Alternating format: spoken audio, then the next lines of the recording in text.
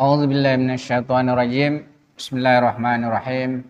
Alhamdulillahirabbil alamin. Wa bihi nasta'in. Wa sallallahu ala Muhammadin wa ala alihi thayyibin at-tahirin wa ashabil muntajabin. Pada pertemuan sebelumnya kita sudah menyinggung tentang apa itu filsafat. Nah, pada pertemuan ini sebab saya lihat bahan-bahan tidak terlalu istilahnya susah dan kita mempunyai buku rujukan.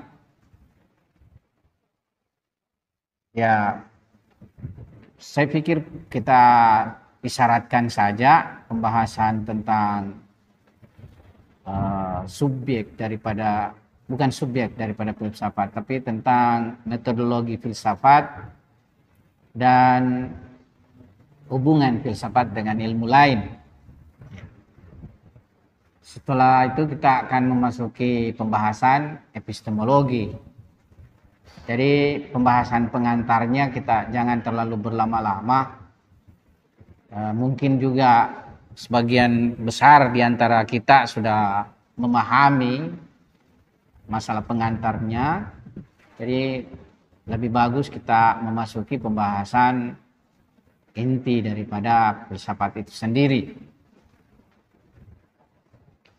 Ya, tentu kita sudah memahami metodologi filsafat dibanding dengan yang lainnya. Ya, kita mengenali ada beberapa sih istilah di dalam ilmu logika, ya, ada yang disebut dengan metodologi analogi, ada yang disebut metodologi induksi, ya, dan ada yang disebut dengan deduksi. Ya, analogi bagaimana misalnya sesuatu itu kita melihat ada sifat-sifat padanya, kemudian kita lihat pada yang lain, kita analogikan dia mempunyai kesamaan.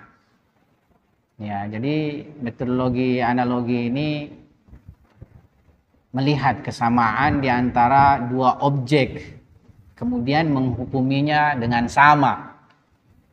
Misalnya ada dua anak kembar,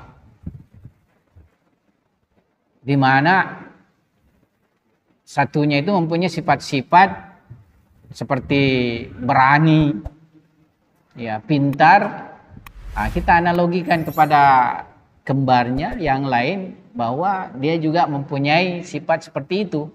Jadi semacam kita, ya, bandingkan, analogikan, ya, perbandingkan. Ini metodologi analogi. Di dalam kehidupan sehari-hari banyak dilakukan cara analogi ini di dalam kehidupan sehari-hari. Tapi tentunya dia tidak bersifat memberikan pengetahuan yang benar. Ya, dia tidak memberikan pengetahuan yang benar. Metodologi analogi ini. Bahkan di dalam pengetahuan hukum pun kita tidak memakai analogi. Jadi di dalam kaidah usul fikih metodologi kias itu, ya, yang disebut metodologi analogi ini itu tidak dipakai. Ya. Yang kedua metodologi induksi.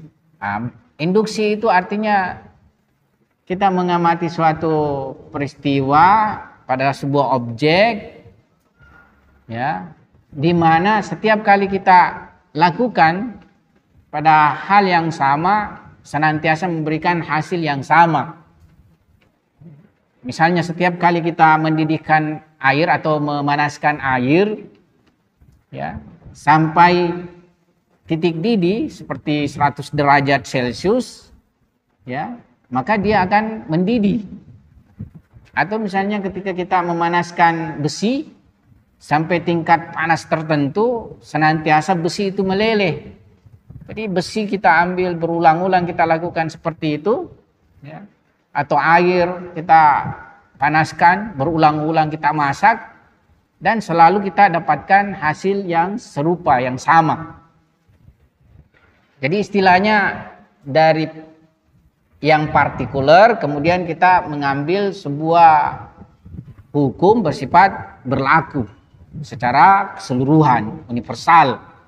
Makanya kita ya berkesimpulan bahwa ya kalau air kita didihkan, kalau air kita panaskan, ya niscaya ketika ia sampai 100 derajat Celcius, ya pasti dia mendidih. Padahal kan kita tidak teliti semua air, ya. Tapi karena kita sudah melakukan pada objek yang banyak, ya maka kita mempunyai kesimpulan. Nah, metodologi ini pun pada dasarnya dia tidak menyampaikan kita kepada kepastian, ya kepastian terhadap semua objeknya, karena kita tidak melakukan pada semua objeknya. Misalnya di sini, di dalam ruangan ini, ya ada 1000 kursi. Kita sudah menemukan kursi misalnya 999 terbuat dari kayu. Ya, tapi kita tidak bisa simpulkan bahwa yang satu terakhir itu pasti juga kayu. Boleh jadi misalnya dia aluminium, boleh jadi dia besi dan lain sebagainya. Jadi metodologi induksi ini sendiri ya tidak akan misalnya memberikan kita kepastian sampai 100 derajat kepastian. Ya. Ini metodologi induksi, tapi belakangan Ayatollah Almarhum Bakir Sadr itu menguatkan masalah metodologi induksi ini.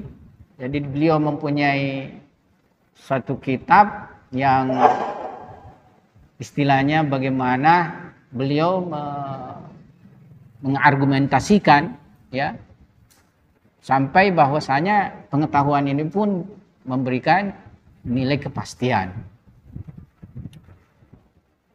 Metodologi yang terakhir, deduksi. Metodologi deduksi ini ya dari umum ke khusus. Ya, jadi dia bersifat dari umum ke khusus. Kebalikan tadi metodologi induksi, dari yang partikular ke universal. Kalau ini yang dari universal ke partikular, atau dari yang juz'i ya kepada yang umum. Ya, kalau ini dari yang umum kepada yang bagian atau juz'i. Dari keseluruhan, dari universal kepada yang bagian atau yang partikular. Nah, ini metodologi deduksi. Metodologi deduksi ini pada hakikatnya metodologi memakai murni akal, rasional. Ya, jadi dia adalah metodologi rasional, metodologi deduksi ini. Ya, misalnya secara apa istilahnya, secara hukum universal, ya seperti semua manusia mati, ya semua manusia mati. Kalau bahasa Al-Quran juga seperti itu, kullu nafsin zaikatul maut. Ya, setiap nafs itu akan merasakan kematian. Ya. Nah, misalnya Aristo adalah manusia, ya, maka pasti Aristo mati. Ya, kan begitu. Jadi semua manusia mati. Aristo adalah manusia. Kesimpulannya Aristo pasti mati. Ya. Jadi ini metodologi deduksi. Ada kritikan. Ya. Dari awal sudah ada kesimpulannya. Ya. Ya, jadi memang seperti demikian. Di sini kalau di buku Daras Filsafat itu di bagian pengantar dia singgung sedikit. Jadi dia itu memberikan kedetailan permasalahan. Jadi memang secara kita mempunyai pengetahuan secara umum universal, tapi ketika kita membahasnya di dalam pembahasan filsafat, misalnya menggunakan metodologi itu, dia memberikan kedetailan permasalahan. Jadi dia lebih memberikan keluasan pemahaman terhadap suatu permasalahan. Tapi nanti kalau tidak salah di pembahasan epistemologi kita akan temukan lebih luas pembahasannya. Ya, nanti kita membahasnya lebih lebih dalam luas di pembahasan epistemologi sendiri ketika kita ketemu dengan kritik terhadap permasalahan tersebut. Ya. Nah, pada hakikatnya kan pengetahuan kita yang bersifat universal itu bisa diperoleh lewat pengalaman indrawi, bisa juga lewat pengalaman batin, intuitif. Ya, jadi tidak ada permasalahan bahwasanya sebuah pengetahuan universal kemudian diberlakukan kepada objek-objeknya yang bersifat partikular ini. Nah, di sini juga saya punya tinjauan, sebenarnya kemunculan prinsip-prinsip universal sendiri ini, ya, sepertinya juga tidak lepas daripada ya pengalaman ditambah perenungan. Ya. Nah, jadi kita pertama mengalami baik itu lewat penginderaan maupun intuitif, ya, pengetahuan huduri, kemudian kita mendapatkan hasilnya secara perenungan. Nah, nanti pada penerapan objek-objeknya, nah ini yang terterapkan pada setiap objek. Ya, itu tadi bahwa ya ada kesimpulan baru kepada objek. Ya. Nah, memang tanda tanya ini di mana kita memperoleh kesimpulannya itu. Misalnya semua manusia mati. Ya. Kan kita cuma melihat tiap hari ada orang mati, ya. Nah, dari mana ini kesimpulan? Padahal kita tidak eksperimenkan semua manusia mati, kan? Ya. Ini di mana kita memperoleh kesimpulannya? Ya, boleh jadi bagaimana di dalam permasalahan individu-individu ini dalam membandingkan berbagai individu-individu, ya, kemudian menarik suatu konklusi. Tapi berarti ini juga tidak terlepas metodologi induksi, kan begitu, ya, tidak terlepas metodologi induksi. Seperti contoh kita, dari mana kita mengetahui bahwa semua manusia akan mati? Ya, kecuali misalnya ketika kita merenungkan bahwa tubuh manusia itu adalah bersifat materi, kan? Tubuh manusia itu bersifat materi, kan? Nah, materi itu akan pada akhirnya mendapatkan kerusakan, mendapatkan kehancuran, ya. Tapi ini kan juga istilahnya pengamatan terhadap yang disebut objek-objek materi itu, kan begitu? Dari mana kita misalnya mendapatkan konklusi bahwa semua materi itu akan mengalami kehancuran? Ya, itu kan juga pengamatan dengan objek-objek individunya. Baru kita mendapatkan lagi hukum universalnya, kan begitu? Ya, jadi saya juga punya semacam pertanyaan lah terhadap permasalahan kesimpulan ini yang bersifat universal ini kemudian diterapkan kepada objek. Oke, dia memang memberikan pengetahuan lebih detail, tapi awalnya ini pengetahuan kesimpulan ini yang universal ini dari mana? Apakah lewat induksi atau ilham? Ya, ilham misalnya, kan kalau Quran kan ilham, wahyu, kan? Dia dibahasakan sebagai ilham atau dia wahyu, sama saja.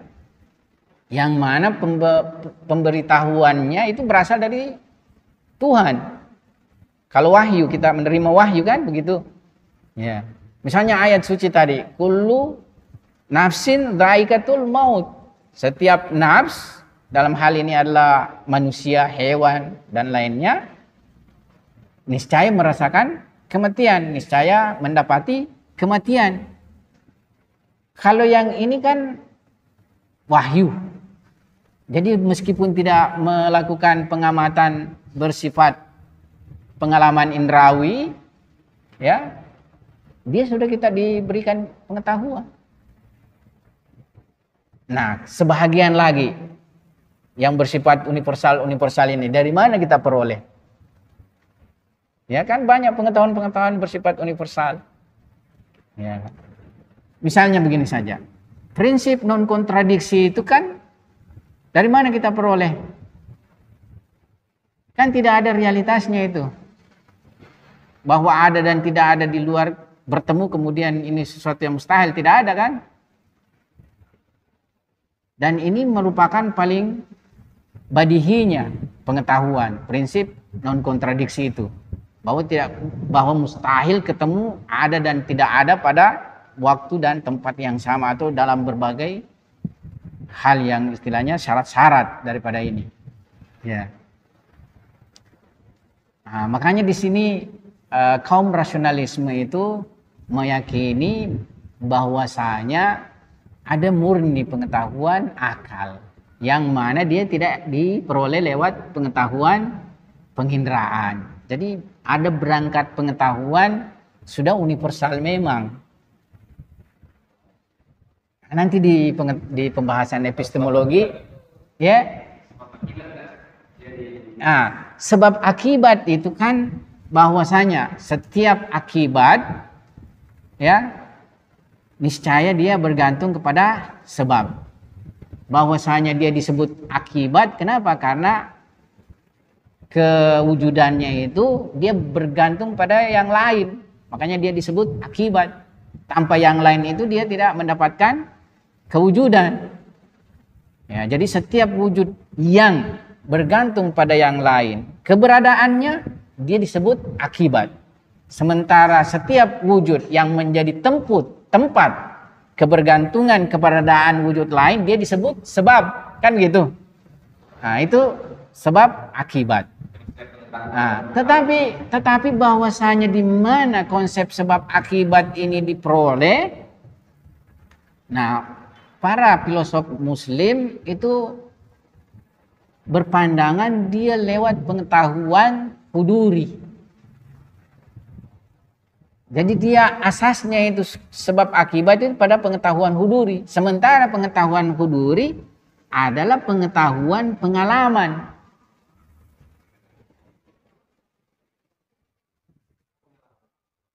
Huduri kan pengalaman batin. Kan begitu?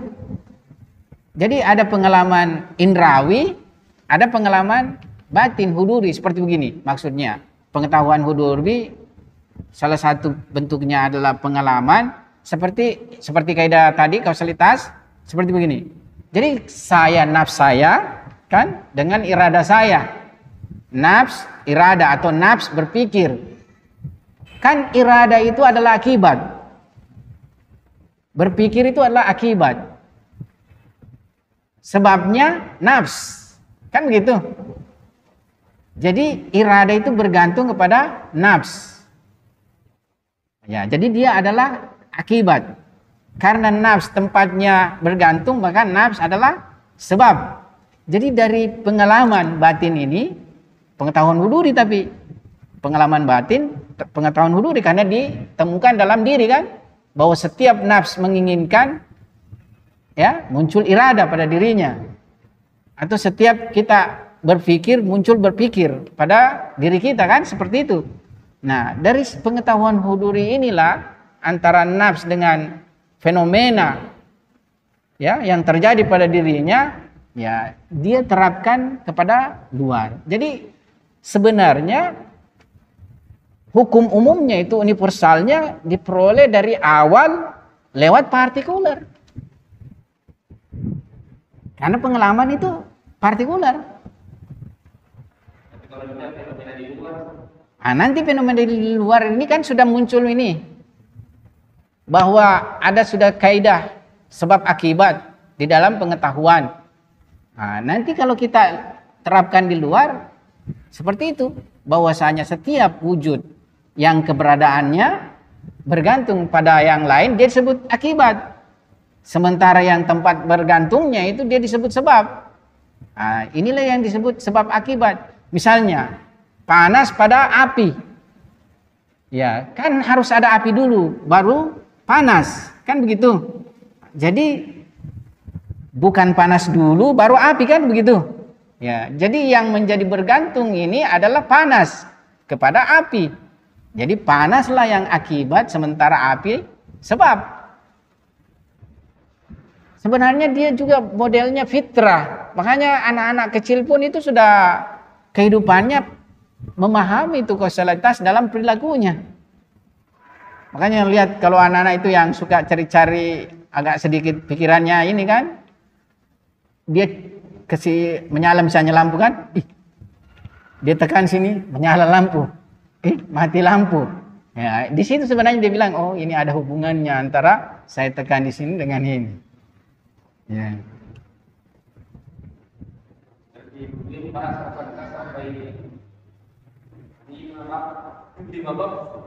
Di mana?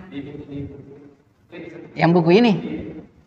Tidak mungkin, sedikit saja. 5 bab ya? Mungkin, tapi pasti lebih banyak pembahasannya. Oh ya, di sini saja 5 bab. Berarti buku Daras Filsafatnya sendiri tentu lebih banyak lagi pembahasannya. Ya, saya yang tidak bawa buku Daras Filsafat. Ya, buku Daras Filsafat pasti pembahasannya lebih detail. Ya. Memang kausalitas itu masuk di ontologi. Ya. Pembahasan ontologi. Jadi salah satu pembahasan penting dalam ontologi ya adalah kausalitas. Kan kita misalnya sampai wujud mungkin wajib itu tidak lain itu kausalitas sebenarnya. Ya. Nah, jadi permasalahan di sini. Nah, nanti kita harus cari sanggupkah filosof muslim menjawab permasalahan, ya, karena banyak yang mengkritik itu permasalahan deduksi itu. Ya. Banyak yang mengkritik. Nanti kita coba lihat lagi di buku Daras Filsafat apa dia membahasnya secara detail. Kalau tidak, kita akan cari coba di buku yang lebih detail. Ya. Tapi bisa menemukan kausalitas antara badan dengan roh. Ya. Mana yang menjadi sebab, mana yang menjadi antara ruh dengan badan. Jadi di sini pembahasan nafs ada 3 bentuk pembahasan nafs, tapi sebenarnya mungkin nanti kita memasuki, tapi saya singgung saja. Jadi pembahasan nafs itu adalah pembahasan tersendiri. Kebetulan di rumah tentang nafs banyak juga literatur, bahkan saya sudah pernah bawakan.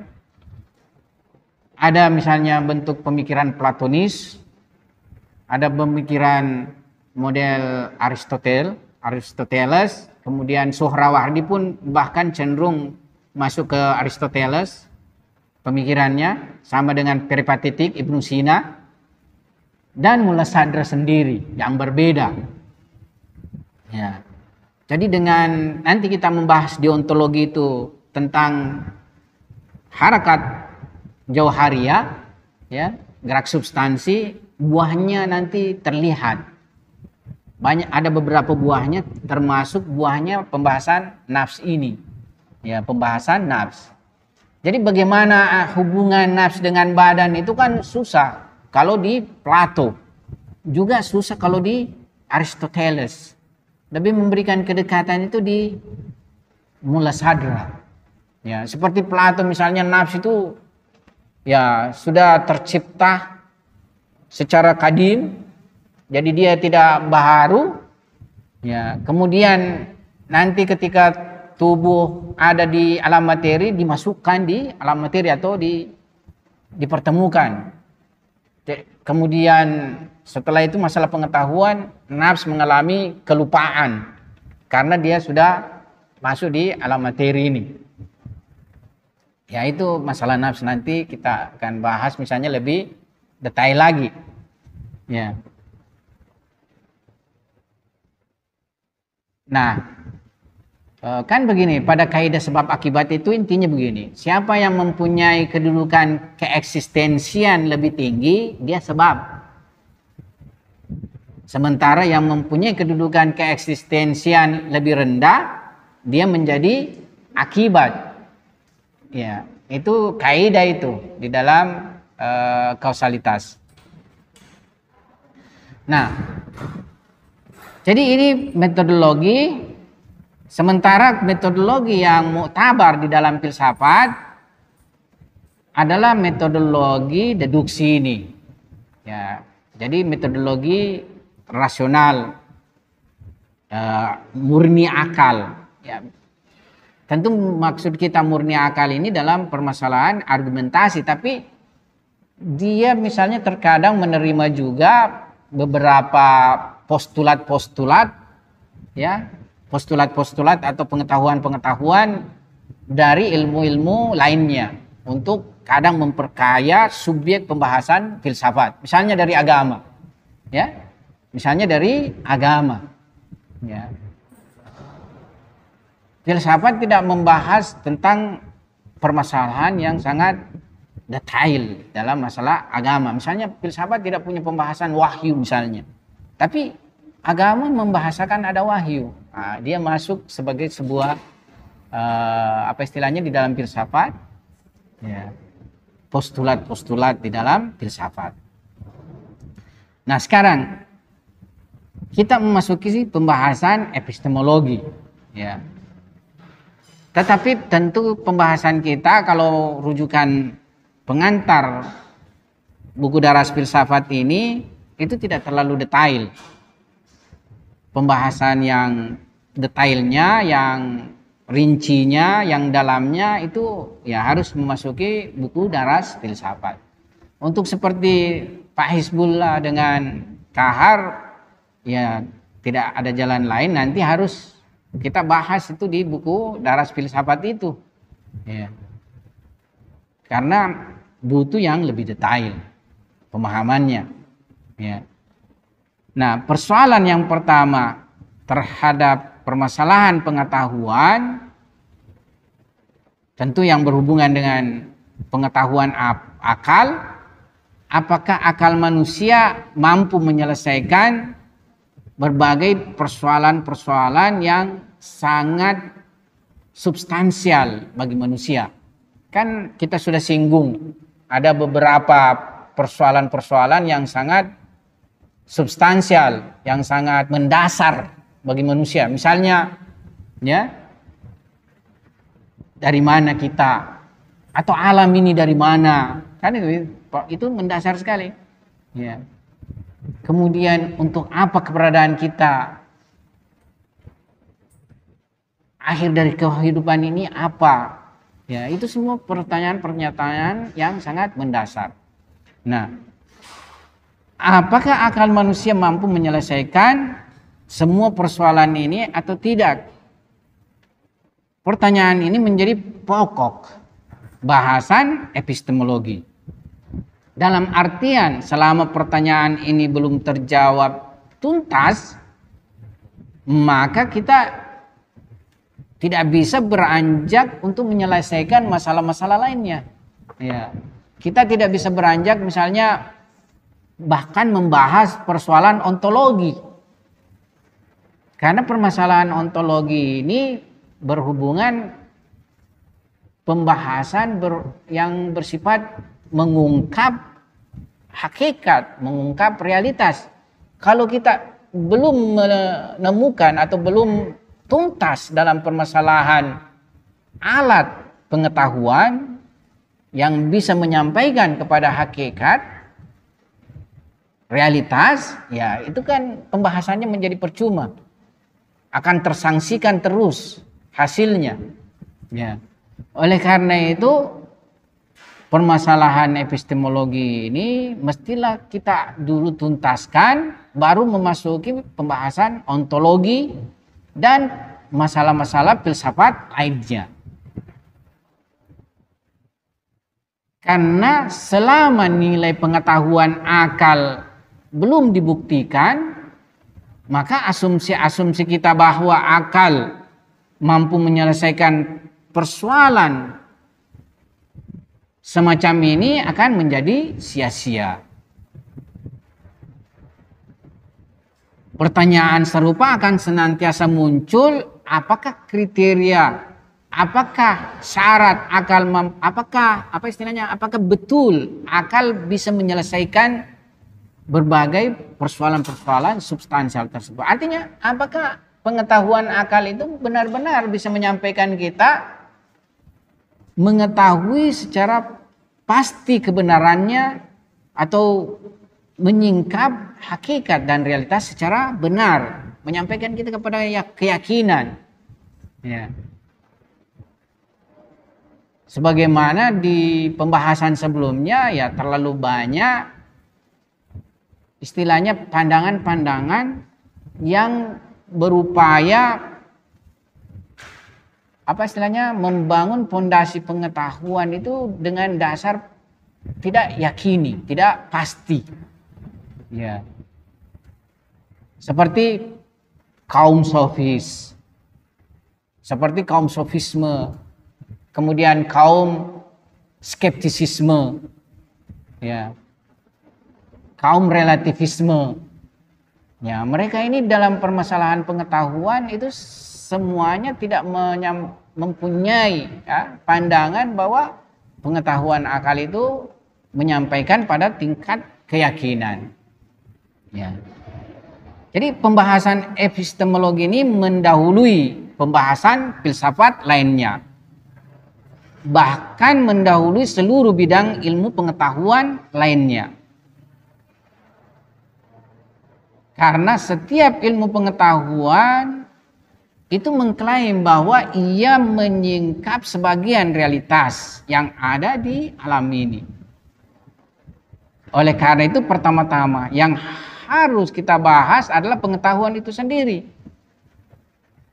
Apa saja metode yang dapat memberikan keyakinan hakiki bagi kita? Apakah mungkin manusia mengetahui sesuatu secara pasti atau tidak?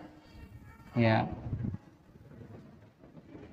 Nah, makanya banyak filosof barat yang kemudian tergelincir pada positivisme. Nah, pembahasan positivisme ini sendiri akan disinggung nanti pada pembahasan epistemologi berikutnya. Di antaranya seperti David Hume, Immanuel Kant, Auguste Comte, ya, dan bahkan ada filosof idealisme. Filosof yang beraliran idealisme. Jadi dia mengingkari realitas eksternal. Ya.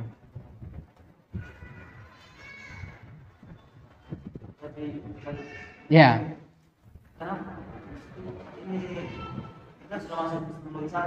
Ya. Sebelumnya itu tidak dibahas tentang masalah ilmu pengetahuan. Apakah epistemologi tadi sudah saya isyaratkan bahwa beberapa daras itu, beberapa daras itu kita isyaratkan saja, ya. Seperti misalnya hubungan filsafat dengan ilmu-ilmu lainnya itu sudah sering kita dengar, ya. Jadi misalnya subjek-subjek pembahasan pengetahuan lainnya itu kebergantungannya terhadap filsafat, filsafatlah yang membuktikan. Kita membahas materi misalnya, filsafat yang membuktikan bahwa terdapat wujud yang disebut wujud materi, ya.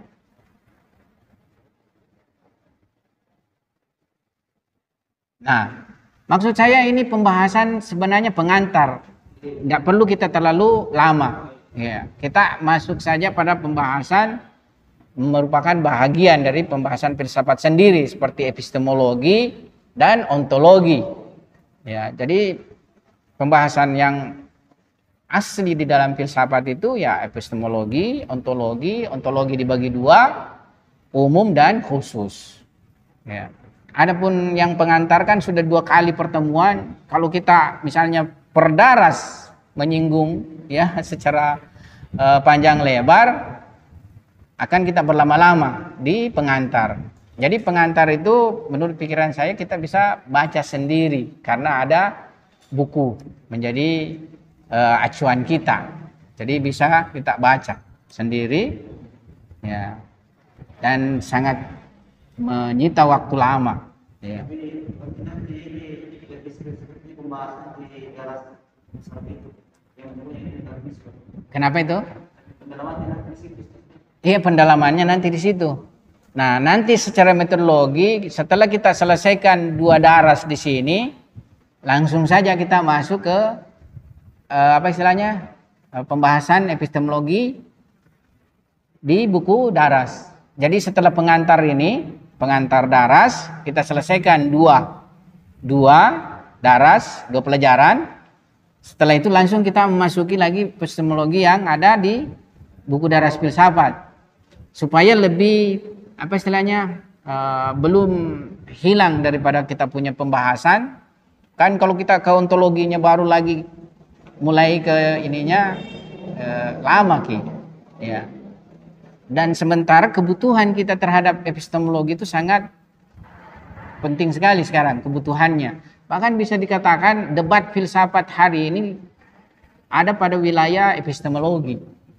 Ya, jadi diskursus filsafat sekarang ini lebih pada masalah epistemologi. Bahkan ontologi di barat itu sudah tidak terbahas. Kurang lebih sudah tidak terbahas ontologi. Yang lebih banyak mereka diskurs di barat itu masalah epistemologi dan masalah jadi nilai pengetahuan dan masalah nilai perilaku. Nilai perilaku, yaitu di akhlak, filsafat akhlak.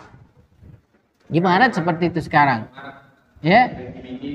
Nah, dan sekarang menghegemoni di barat itu dalam epistemologi adalah skeptisisme dan di dalam akhlak relativisme. Makanya Ayatollah Misbah Yazdi sendiri beliau di daras filsafat itu, kalau di sini tidak dimuat Ki, di daras filsafat itu 2 daras dari 10 daras itu pelajaran, 2 pelajaran menyentuh permasalahan nilai. Ya, jadi dia bahas masalah nilai itu, apakah maksudnya masalah akhlak, masalah perilaku.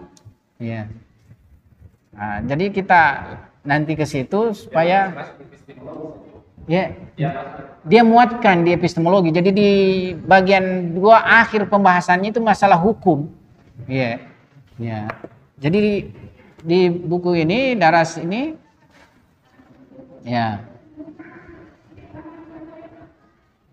di buku di sini nih nanti pada pelajaran 19-nya ke 19-nya dan ke 20-nya itu ya itu menyinggung masalah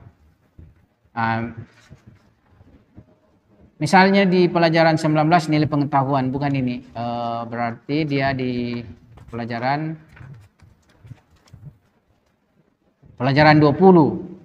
Nah, ini dia singgung di pelajaran 20 nilai proposisi etika dan hukum. Ya. Di sini beliau berusaha membuktikan terhadap masalah kemutlakan pengetahuan dalam masalah nilai. Ya. Kalau di barat relatif, jadi tidak ada sebenarnya nilai yang bersifat mutlak. Ya. Ya, relatif. Jadi di dalam masalah epistemologi mereka skeptisisme dalam pengetahuan, meragukan segala sesuatu pengetahuan, ya kecuali pengetahuan empirik kan, ya yang kita nanti singgung di dalam masalah positivisme, karena pengetahuan itu identik harus dengan pengalaman, ya harus dengan eksperimen, ya. Nah, jadi 2 poin, 2 daras di sini epistemologi. Nah, setelah itu kita beralih ke sini 10 daras epistemologi, dan ini lebih penting. Untuk terlebih dahulu kita dalami, baru ke ontologi. Ya. Nah, sekarang di sini ada disinggung masalah sejarah singkat epistemologi, bahwasanya ya secara sebuah pengetahuan berdiri sendiri, epistemologi itu tadinya tidak berdiri sendiri. Ya. Jadi dia kurang lebih nanti pada abad 19 kemunculannya, pembahasannya. Dan di dalam sejarah filsafat diperkirakan yang pertama kali meneliti secara sistematik pembahasan epistemologi itu ya filosof Barat Leibniz dan John Locke.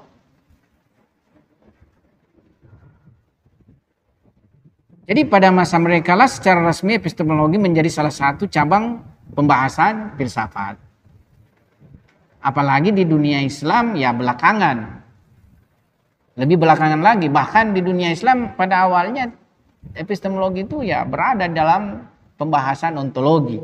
Artinya dia disyaratkan saja. Tetapi karena muncul fenomena pembahasan ya ya kurang lebih istilahnya dalam aspek pengetahuan akal itu tidak diragukan dalam dunia Islam, apalagi kalau dia seorang muslim kan ya terlalu banyak penjelasan Quranik tentang masalah pengetahuan akal ya. Jadi di dalam Quran itu kemuktabaran pengetahuan bagi manusia semuanya ya pengetahuan empirik. Makanya Quran kadang mengatakan ya misalnya di dalam Al-Quran afala yang zuruna mimma khuliq, misalnya kayak seperti itu, apakah mereka tidak melihat dari apa mereka diciptakan, kayak begitu kan ya, itu kan masalah empirik. Atau misalnya banyak ayat jadi ayat-ayat berhubungan masalah empirik itu banyak sekali. Bahkan masalah bagaimana angin ditiup, kemudian terjadilah pernikahan, tumbuh-tumbuhan dan sebagainya, itu kan berhubungan masalah empirik. Ya. Tapi akal juga ya disinggung di dalam ayat suci Al-Quran perannya. Ya. Kalau ada permasalahan misalnya manusia mengingkarinya, dikatakan apalah ta'akilun, ya. Apalah tatafakkarun.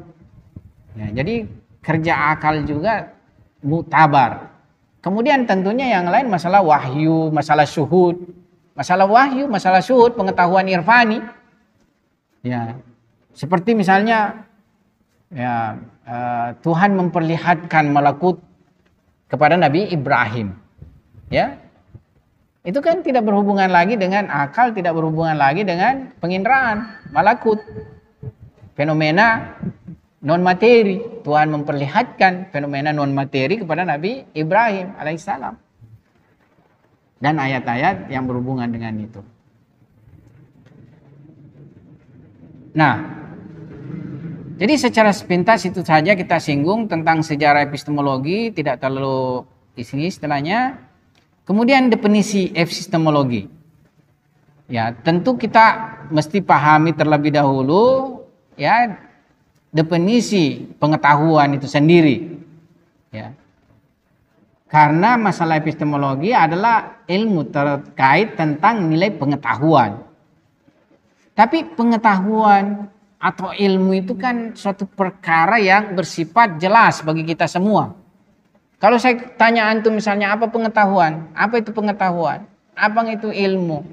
Ya. Kalau antum jelaskan sebenarnya itu tidak memberi semakin jelas masalah pengetahuan, karena dia adalah sesuatu yang sudah jelas. Semua kita jelas pada diri kita itu pengetahuan.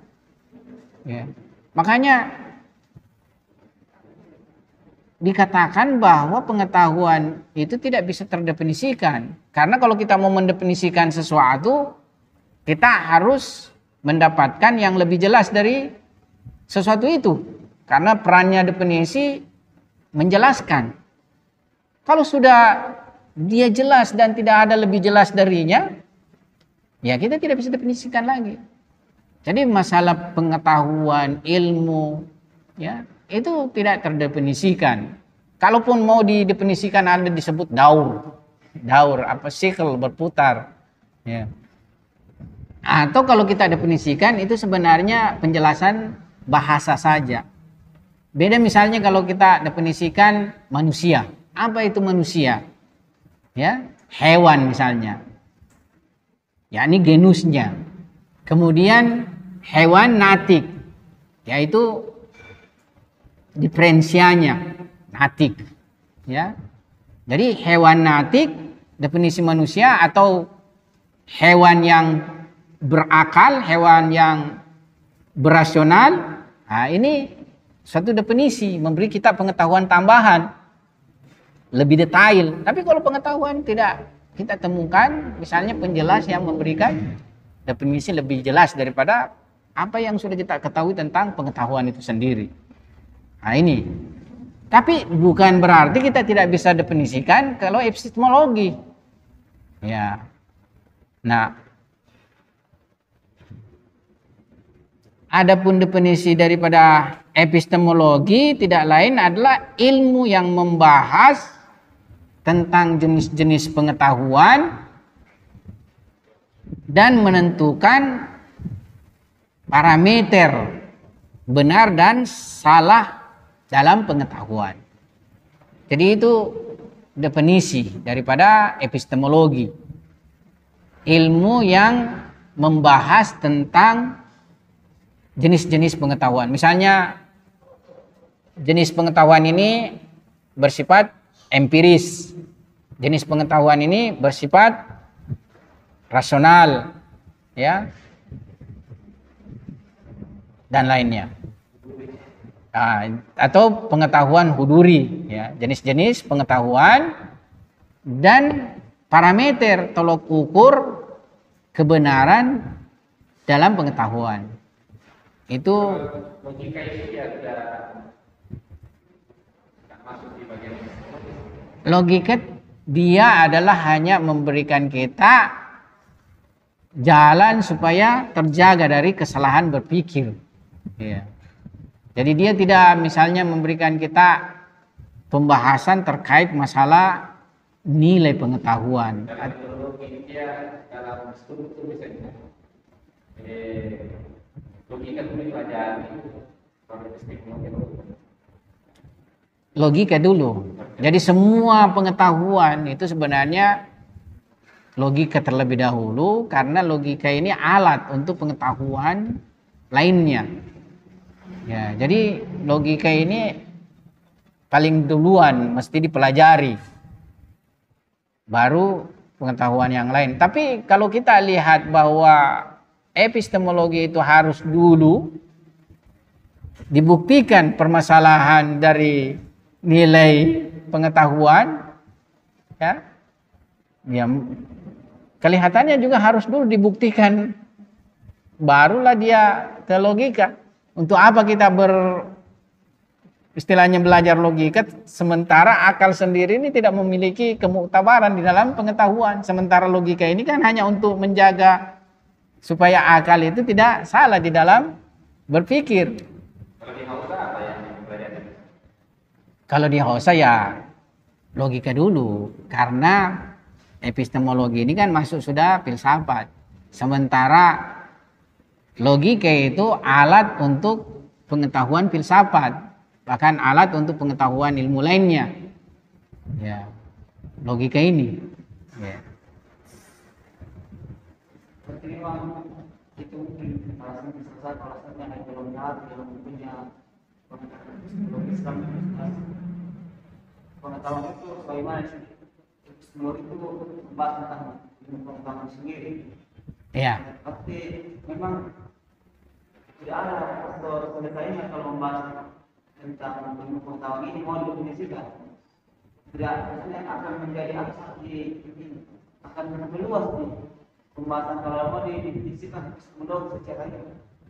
Tapi secara bisnis atau tahapan itu mungkin atau lembaga membahas tentang tahapan pengetahuan, tahap, dua tahap. Ya. Ya. Itu masuk jenis situ. Jenis pengetahuan. Ada misalnya empiris, tahap. Ya. Ya. Jadi kalau kita mau melihat sebenarnya dari kedudukan pengetahuan, Ya tentu pengetahuan empirik ini karena subjeknya alam materi dia paling rendah. Maksudnya paling rendah kedudukannya, ya. Baru misalnya pengetahuan yang objeknya lebih tinggi lagi, subjeknya lebih tinggi lagi. Karena nilai sebuah pengetahuan itu semakin dia subjeknya mempunyai kedudukan tinggi, maka kedudukannya juga semakin menempati kedudukannya itu. Ya. Jadi nilai sebenarnya. Iya. Benar karena itu dari tergantung jenis pengetahuan apa. Dari empirik. Ya, ya parameternya dia kan empirik adalah eksperimen. Ya, sementara parameter ilmu-ilmu seperti filsafat ini ya rasionalitas. Burhan, argumen rasional. Itu juga kalau saya baca di buku nih, karena juga dari buku juga tidak bisa menjawab. Misalkan penelitian itu ada dua. Ya. Kalau di hukum ada yang empirik pelaksanaan Tuhan, kemudian ada yang normatif, yang norma yang peneliti. Kalau penelitian empirik metodenya kan wawancara, dalil data. Tapi kalau normatif ini yang instrumen yang dilakukan. Iya. Pasti mungkin kembali di respon di situ. Kelihatannya kerasionalitas dia itu. Tidak ada wawancara di situ. Iya. Ke normatif itu berarti dia masuk kategori pembahasan tadi ini yang yang di pelajaran dasar filsafat ini tentang epistemologi hukum dan epistemologi nilai itu. Ya. Jadi bagaimana kita menilai sesuatu itu perspektif baiknya, perspektif buruknya. Dia sebenarnya kan masuk ke kualitatif. Dan ilmu sosial juga butuh pada masalah itu. Beda kalau ilmu-ilmu eksak misalnya kan. Ya, tapi pada akhirnya dia juga harus dibantu rasionalitas. Ketika dia bersifat umum, universal, yang menyimpulkan itu kan rasional, akal. Misalnya gerak kesimpulannya hukum Newton itu kan, ya, adanya hukum gravitasi bumi kan semua benda tidak diuji, ya.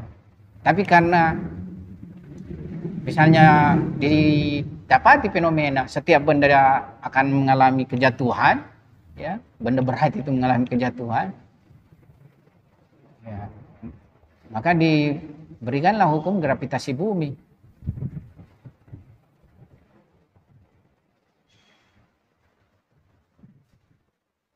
Nah, sekarang kita masuk pada bentuk pembagian ilmu.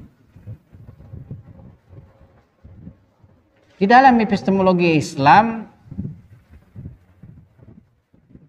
ini sudah maghrib,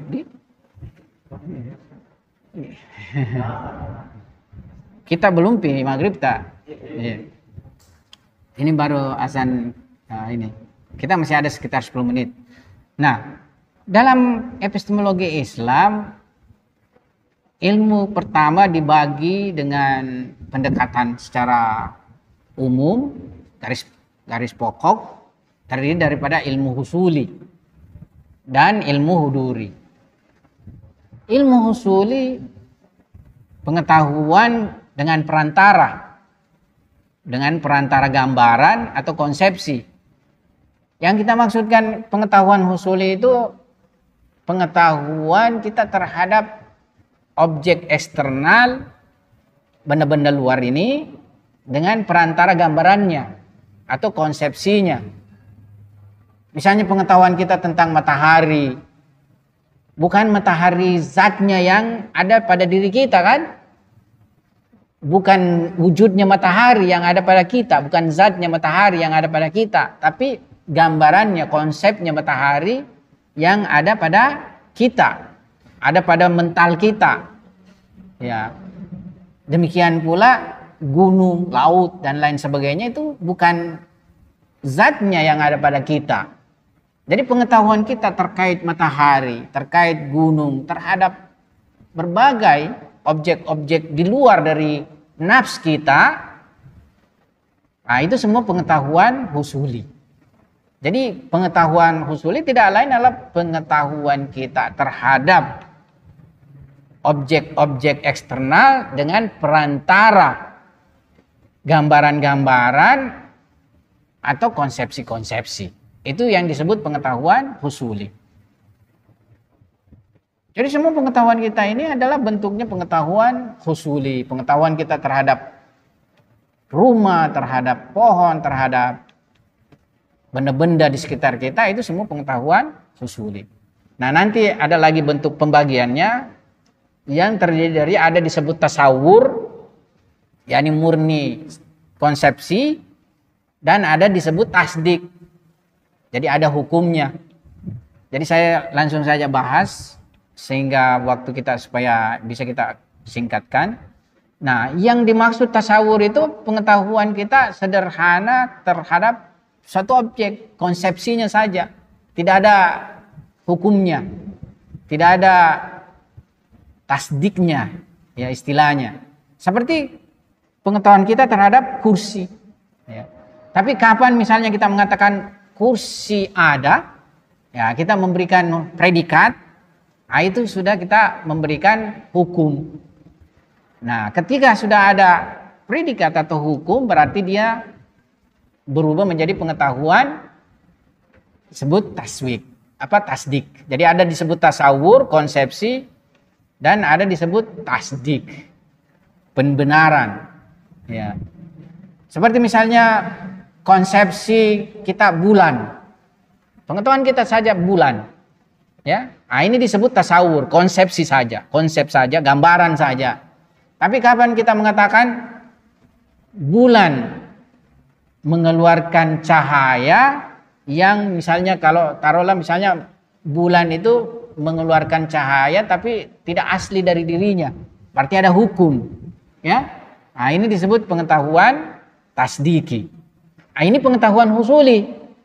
Maksud saya ingin langsung saja karena di sini dipisah pembahasannya, ya.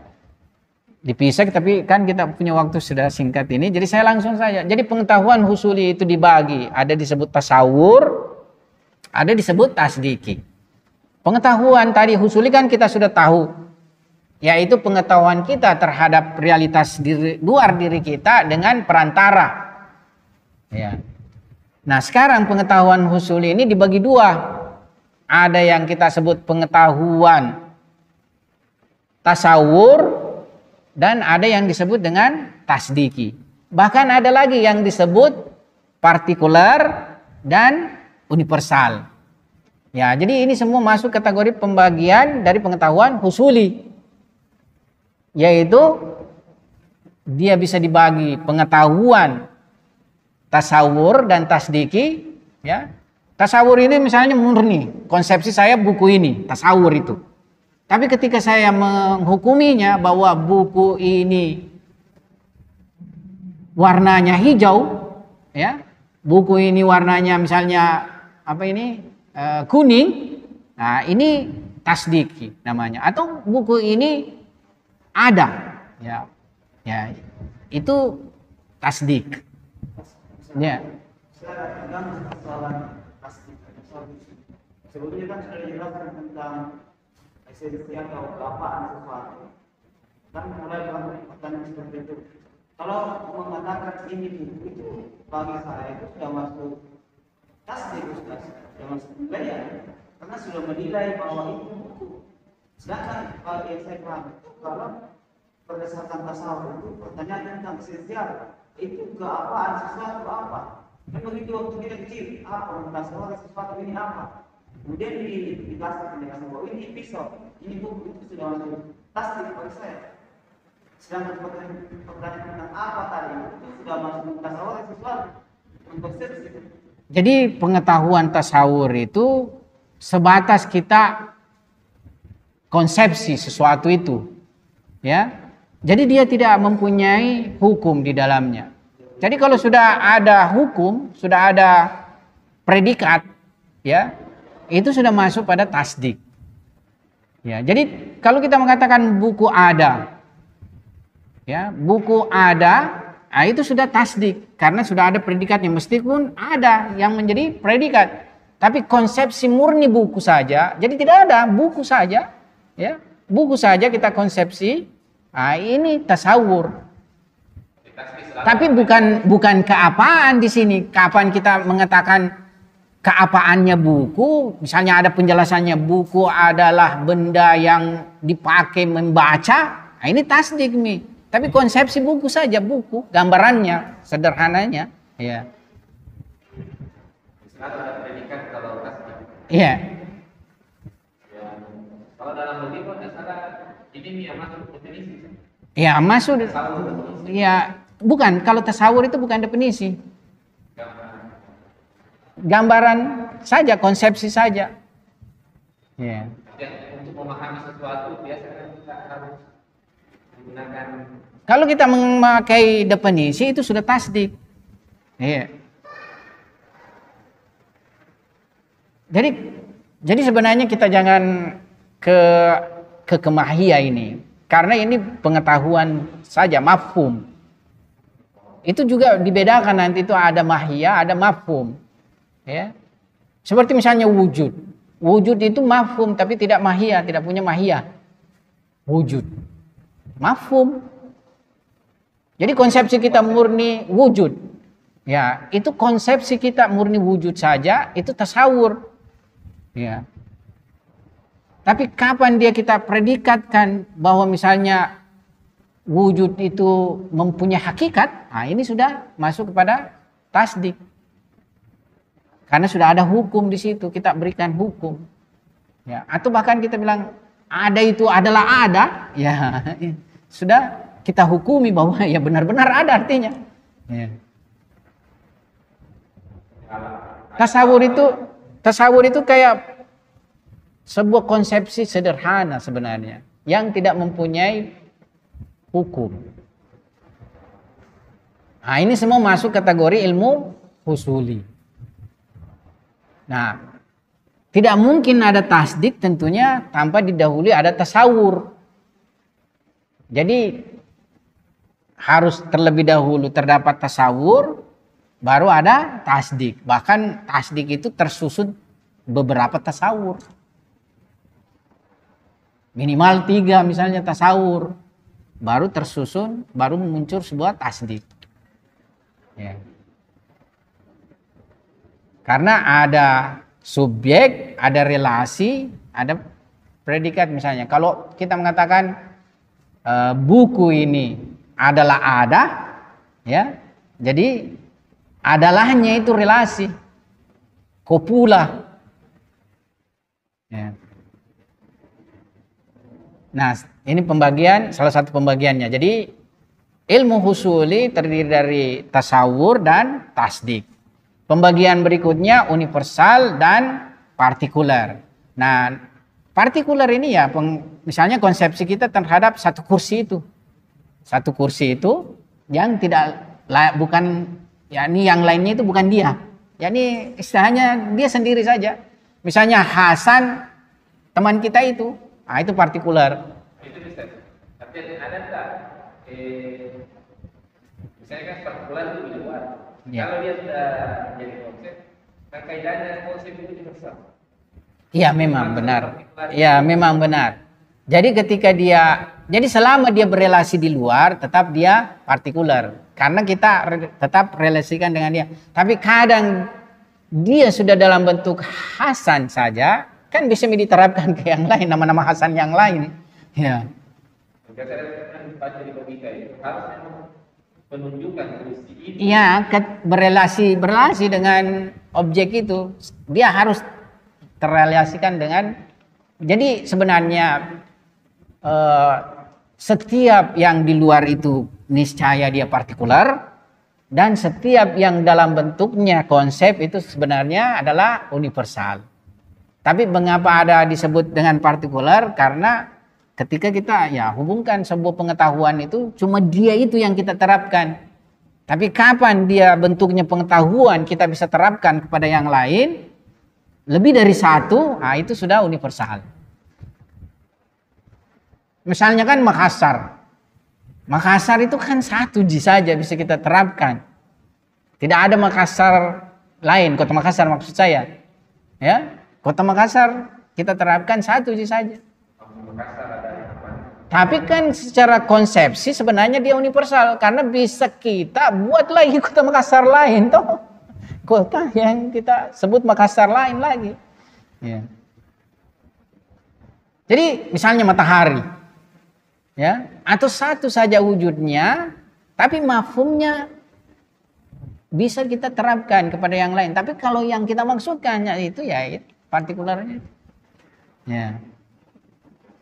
Nah, jadi partikular adalah hanya bisa diterapkan pada satu objek, sementara universal bisa diterapkan kepada lebih dari satu objek bahkan sampai tak terhingga. Kan seperti itu universal. Pertanyaannya, bagaimana bisa mengikuti konsep universal ini? Kalau misalnya kursi mungkin agak bisa kita pahami, tapi kalau kayak konsep wujud, kan yang kita lihat di luar. Pernah kamu diterapkan di luar, sudah bisa dikasih duit apa istilahnya. Tapi kalau kursi ini kan bisa diterapkan ya. Oh, akhirnya. Ya inilah diakal kan, diakal. Jadi istilahnya kita bisa mengatakan bahwa ya ini ada dulu konsepsi kita tentang wujud. Wujud ya ini misalnya setiap yang mempunyai realitas. Jadi setiap apa yang mempunyai realitas kita predikasikan kepadanya, ya kita bisa predikasikan kepadanya, itulah wujud. Jadi kita bisa terapkan ke kursi, ke manusia, ke langit, ke Tuhan. Nah, nanti di sini pada pembahasan ontologi ada pembahasan istilahnya mustarak ma'nawi dan mustarak lafzi. Ya, di mana di sini ada keberatan kaum teolog memandang bahwa wujud itu sama. Kita bisa terapkan ke Tuhan sama dengan kita terapkan ke kursi. Ya. Ada keberatan mereka seperti itu. Secara konsepsi, tapi secara misdak, ya tentu di mana Tuhan secara wujudi, di mana kursi misalnya secara wujudi, kan begitu. Ya. Jadi itu salah satu pembagian lagi tadi pengetahuan husuli. Jadi ada dua bentuk pembagian pengetahuan husuli, ada yang tadi tasawur dan tasdik, dan ada yang apalagi namanya partikular serta universal.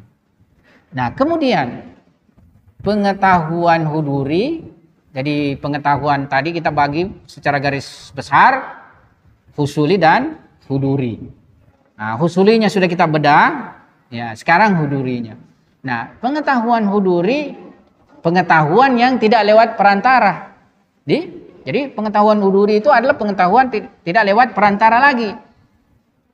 Jadi zatnya sendiri itu yang kita dapatkan. Bukan lagi perantara bentuk atau gambaran atau konsepsi. Misalnya pengetahuan kita kepada pohon tadi itu adalah gambarannya, bukan pohonnya yang ada pada kita. Tapi pengetahuan huduri itu adalah pengetahuan zatnya sesuatu itu, wujudnya sesuatu itu sendiri yang kita dapatkan hadir, ya hadir pada diri kita. Nah, seperti pengetahuan kita terhadap diri kita sendiri, pengetahuan kita terhadap diri kita sendiri, meskipun semua panca indera kita ditutup, akal kita juga ditutup. Ya kita tetap semua mendapati diri kita. Ya, jadi diri kita itu hadir pada diri kita. Ya, makanya dia tidak perlu dikonsepsi diri kita itu. Kita bilang saya tidak perlu kita berpikir dulu. Ya saya kayak ini atau siapa. Ya, karena senantiasa kita mendapatkan kehadiran diri kita sendiri. Yakni pengetahuan kita pada diri kita itu bukan lewat konsepsi atau pengetahuan kita terhadap perbuatan-perbuatan jiwa kita seperti iradah, ya Jadi pengetahuan kita tentang irada yang pada diri kita itu bukan kita konsepsikan, tapi kita ketemukan. Ya, kita punya irada. Pengetahuan kita tentang berpikir pada diri kita itu bukan konsepsi, tapi dia adalah huduri. Jadi berpikir itu hadir pada nafs kita. Irada itu hadir pada nafs kita dan ditemukan di dalam nafs kita. Ya, bukan dipikirkan. Pengetahuan kita terhadap sifat-sifat diri kita, takut, marah, ya. Jadi tidak perlu kita berpikir itu, pikirkan, oh diri saya marah, oh saya marah. Tidak perlu. Karena marah itu hadir pada diri kita. Jadi tidak perlu dipikir bahwa kita itu marah, baru kita dari konsepsi ini, ya istilahnya menerapkan kepada objek, oh betul kita marah. Tidak. Ya marah ya hadir pada diri kita. Cinta hadir pada diri kita. Makanya tidak ada orang misalnya bisa mengingkari pengetahuan ini. Ya, kalau antum marah misalnya, antum tidak bisa ingkari bahwa saya marah, hadir dia. Ya, kalau kita ingkari justru ini, ya bahkan tidak sesuai dengan realitas. Ya, kalau misal, kita melihat dari sosialitas. Ya. Kandungan sosialitas itu, kandungan sosialitas. Ya. Karena kan tidak mungkin langsung menangis, marah. Ada sebab, ada menjadi penyebab sehingga tidak menangis. Oh iya, itu apa istilahnya itu? Enggak, itu tidak dibahas. Yang kita mau bahas saja pengetahuan ini secara, jadi kita tidak hubungkan dengan yang lain. Maksudnya sifat-sifat yang ada pada diri kita. Ya.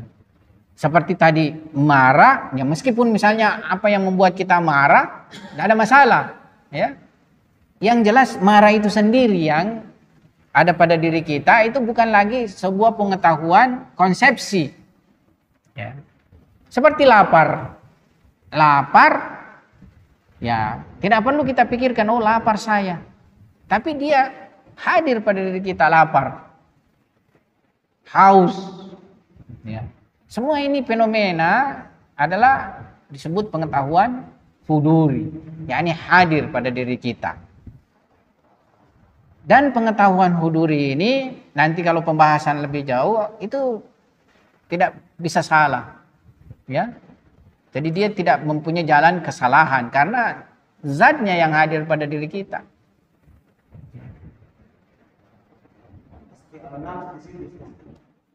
Sudah masuk pada tasawuf nafsu mengakhirkan semua apa yang ada dari mengakhirkan dari itu dari dalam menyimpulkan dari dalam. Itu nanti pada level untuk meningkatkan derajat pengetahuan huduri. Tapi sementara secara umum semua kita mempunyai pengetahuan huduri. Tapi untuk meningkatkan derajat pengetahuan huduri kita terhadap realitas-realitas, itu tazkiyatun nafs, tahzibun nafs. Ya, tahzibun nafs dan tazkiyah nafs. Makanya disinilah secara epistemologi filosof seperti Suhrawardi dan Mullah Sadra mengakui jalan untuk mendapatkan ma'rifat juga dengan pendekatan itu tadi, yakni melakukan penyucian jiwa untuk mendapatkan realitas-realitas, dan itu pengetahuannya bersifat suhudi, yakni huduri. Ya. Kenapa ulama itu seakan-akan merendahkan sulit? Siapa berapa? Nanti kita bisa bahas di pembahasan irfan. Tapi sepertinya fenomenanya tidak ada pembahasan irfan di malam. Bagaimana? Kalau antum mau kita bahas sebentar. Ya. Jadi ada nanti di pembahasan irfan berkenan betul dengan pertanyaan antum. Kenapa Urapa memandang pengetahuan akal itu bernilai rendah? Tapi sebenarnya ya sebenarnya nanti kita ini kesimpulannya begini sebenarnya. Jadi akal yang direndahkan oleh Urafa itu akal bersifat historis atau pengetahuan akal di zaman itu. pengetahuan akal yang terbangun oleh filsafat peripatetik, di mana banyak istilahnya dalam dimensi sampai kepada kebenaran itu tidak sampai kepada kebenaran. Tapi kalau pengetahuan akal yang kemudian mengalami perkembangan seperti dibangun oleh filosof belakangan hikmat muta'aliyah, justru malah filosof hikmah muta'aliyah dengan urafa mengatakan akal, syuhud, wahyu mempunyai kesatuan dalam pandangan kebenaran, yakni menyampaikan semua kepada kebenaran. Ya, seperti itu. Ya. Bukan berarti hakikatnya itu akal Ya, akal yang bersifat sejarah. Ya, akal yang bersifat sejarah. Misalnya akal pada masa pemikir-pemikir sebelum itu. Ya.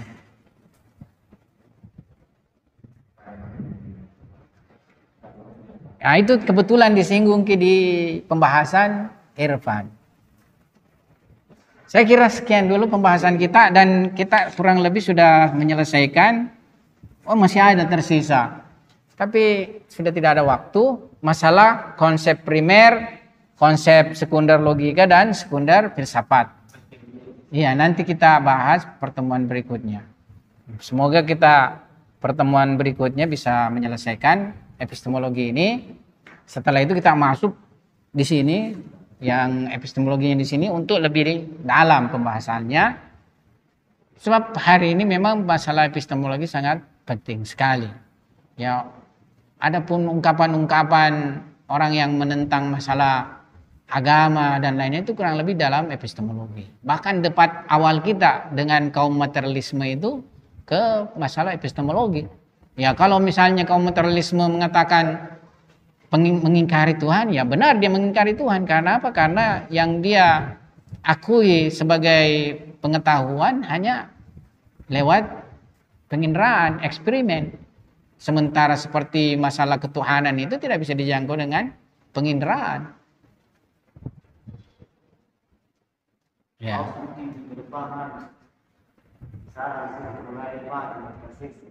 Iya.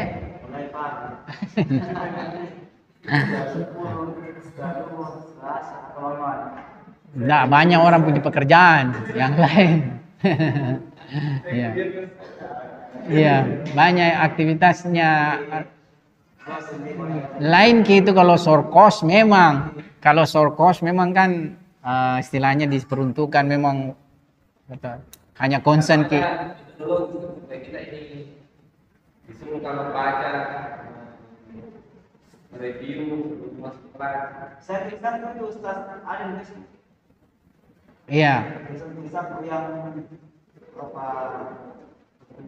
Oh iya, bisa Jadi ya tentang daras yang tadi tidak dibahas kan saya menganggap mudah bagi antum, toh. Jadi antum baca saja. Nah, kita di epistemologi ini metodologi Hausa sekarang juga sudah cenderung tidak terlalu terterapkan. Jadi ngaji memang dia. Ngaji itu begini modelnya, baca teks dia. Iya, mendaras dia. Dia baca teksnya itu memang iya. Cuma kan kalau bahasa Indonesia ya kurang enak dibaca. Maksudnya beda kalau kita sekiranya kita nanti misalnya memakai kitab bahasa Persia, antum mau dibacakan teksnya baru langsung diterjemahkan, itu bisa juga. Kalau di Hausa kan bahasa Arab, teksnya biasanya kebanyakan. Ya. Nah, bahasa Arab itu dibaca, langsung diterjemahkan sekaligus disarah, dijelaskan.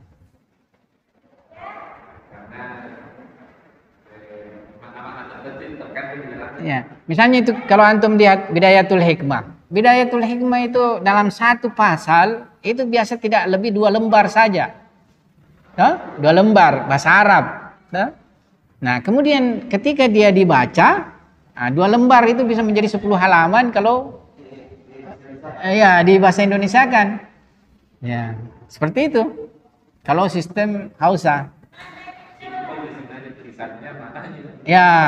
Ya itu maknanya yang dia jelaskan kan. Kalau mengajar itu dia mengajar kemudian apa dikasih tugas atau apa terus setelah itu.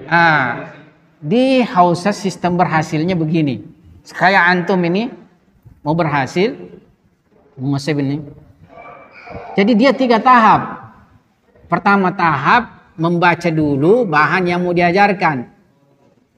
Kedua masuk kelas, ya. Berarti sebenarnya sisa sedikit itu tidak dipahami, ya. Bergantung materinya misalnya kan. Ya. Ketiga dia berdiskusi. Perannya itu berdiskusi, melekatkan, ya. Kan kalau misalnya kita baca pemahaman global, kan? Masuk kelas, apa tadi yang masih remang-remang, tuntas. Kan gitu. Nah, setelah itu berdiskusi, melekatkan. Jadi rata-rata yang nanti mampu mengajar itu orang yang rajin diskusi. Karena dia melekatki. Iya, melekatki. Jadi di situ perannya berdiskusi. Nah, biasa juga ada masih sisa misalnya sedikit apa yang tidak terpahami, saling tukar ki. Yang berdiskusi itu. Misalnya antum mungkin ada pemahaman sedikit salah, tapi dia sudah paham dengan baik. Ketika didiskusikan, itu bisa tuntas ki di situ. Bahkan kalau misalnya bertahan ki, ini yang salah, bertengkar ki. Setelah bertengkar, dirujukan ke guru. Nah, kalau dia tidak mau ketemu kan, dirujukan ke guru. Nah, nanti guru selesaikan, ya kelihatan siapa misalnya salah. Dan itu biasa di Hausa. Artinya tidak boleh dibawa di hati. Bahwa karena kita diskusi tadi bertengkar, bermusuhan, tidak boleh. Ya, pokoknya bisa orang istilahnya gitu. Jadi itu program begitu modelnya di Hausa. Nah, misalnya saya ada beberapa pelajaran haruskan diskusi. Tidak boleh Ki masuk kelas misalnya tidak diskusi Ki. Ya, ada begitu. Makanya guru biasanya tanya Ki, diskusi Ciko. Tidak misalnya, nomor marahi Ki lagi itu. Ya. Saya kira ini dulu kita punya pembahasan. Ya. Sekian, assalamualaikum warahmatullahi wabarakatuh.